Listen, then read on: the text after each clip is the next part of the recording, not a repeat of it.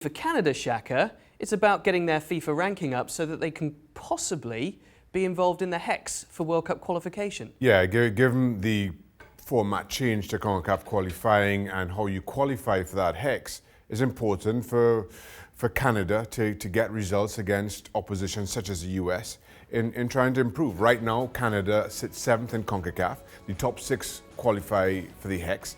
So Canada need to get the results that would get into the top 6 in CONCACAF.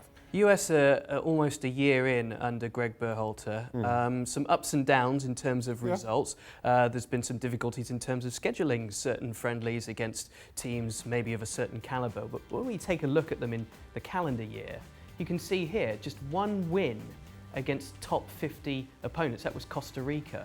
Managed draws against Chile and Uruguay more recently.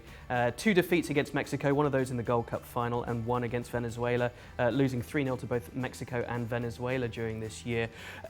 It's a bit of a mixed picture, isn't it, in terms of their real calibre opponents? It is, very much so. If you want to factor in the draws against Uruguay and Chile, you think that that's a step in the right direction. You also have to recognise that Berhalter took over this job, and it was just odd how it all happened after failing to qualify for the World Cup and then the period of time without naming him as head coach and team just seemingly in limbo. And I feel that he wasn't brought in the best circumstance, but trying to get this team fashioned around his own philosophy, around how he wants the team to play, and in particular World Cup qualifying on the horizon. So, looking at these stats, it's difficult to say, yes, this team has progressed. There's not an awful lot to point out outside of a couple of draws, as I just mentioned. But given US own dominance within CONCACAF, you feel that they're going to qualify for the Hex, and unless they manage to shoot themselves in the foot, as they did 4 years ago, they're going to qualify. There's going to be some growing pains for this team, given the age group, given what he's trying to introduce in terms of the way that they play. Do you see long-term success down the road, regardless of how far away that is? Do you feel that this is the right way to go for Berhalter?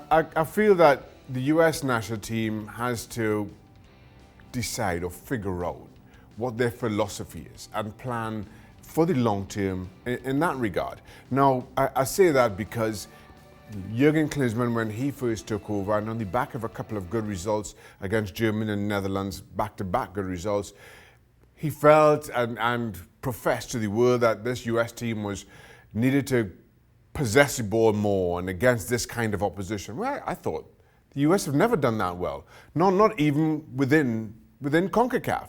Where they have been good is in overpowering opposition, in being organised, in not giving the opponents a lot of encouragement. And yes, admittedly, many of those opponents within CONCACAF are far inferior, but they never made those kinds of mistakes. And then all of a sudden, there seemed to be this shift around that philosophy, which I don't think served them well. I don't think served them well against better opposition in playing against Europeans, etc. in their friendlies, and then World Cup qualifying kind of told its tale as far as that went, again, in terms of how they managed to shoot themselves in the foot. Thanks for watching ESPN on YouTube. For more sports highlights and analysis, be sure to download the ESPN app, and for live streaming and premium content, subscribe to ESPN+.